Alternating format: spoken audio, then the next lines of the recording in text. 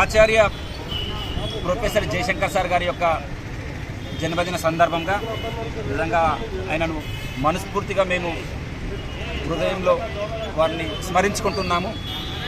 ఎందుకనంటే professor Jayashankar sir గారికి ఒక పేరుంది, ఆచార్య. నిజంగా చాలామందికి తెలుసో తెలియదో విషయం మాత్రం ఒక పిహెచ్డి స్కాలర్గా, ఒక యూనివర్సిటీ విద్యార్థి నాయకుడిగా ఈ విషయాన్ని మీ తెలియజేయాలనుకుంటున్నాను. ఆచార్య అంటే ఒక చర్య, ఏ చర్య? బ్రహ్మచర్య. ఆ బ్రహ్మచర్యను పాటించినటువంటి వ్యక్తి ప్రొఫెసర్ జయశంకర్ సార్ గారు. అంటే జీవితాంతము తాను అంటే పుట్టింది 34లో అయితే అటు నైజాం పాలన చూసిండు, ఇటు ఉమ్మడి రాష్ట్రం లోపల ఈ వలస పాలన చూసిండు. కాబట్టి జీవితాంతం తన తెలంగాణ కొరకే తన శ్వాసని ప్రాణాన్ని పెట్టినటువంటి వ్యక్తి ప్రొఫెసర్ జయశంకర్ సార్ గారు. నిజంగా ఆయన గురించి ఎన్ని చెప్పినా కానీ చాలా తక్కువనే అనిపిస్తుంది. ఎందుకంటే ఉమ్మడి రాష్ట్రంలో అయితే నిజంగా చాలా ఏడవని రోజంటూ లేదంటుండే తను.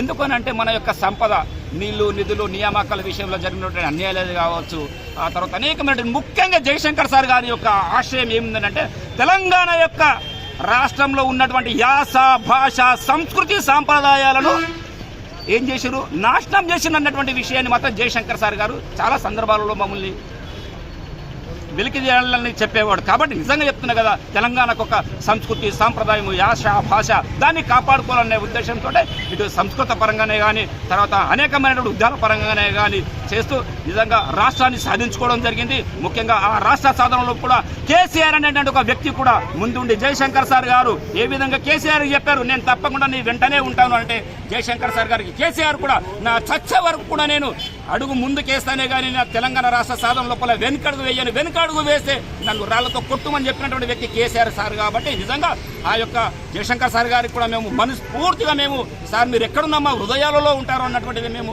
వారిని స్మరించుకుంటూ ఆ జయశంకర్ సార్ గారికి ఈరోజు వారికి మేము మనస్ఫూర్తిగా వారికి అభినందనలు చెప్తున్నాము, వారికి జోహార్లు చెప్తున్నాము. జై తెలంగాణ, జోహార్ జయశంకర్ సార్, అమర్ హై జయశంకర్ సార్.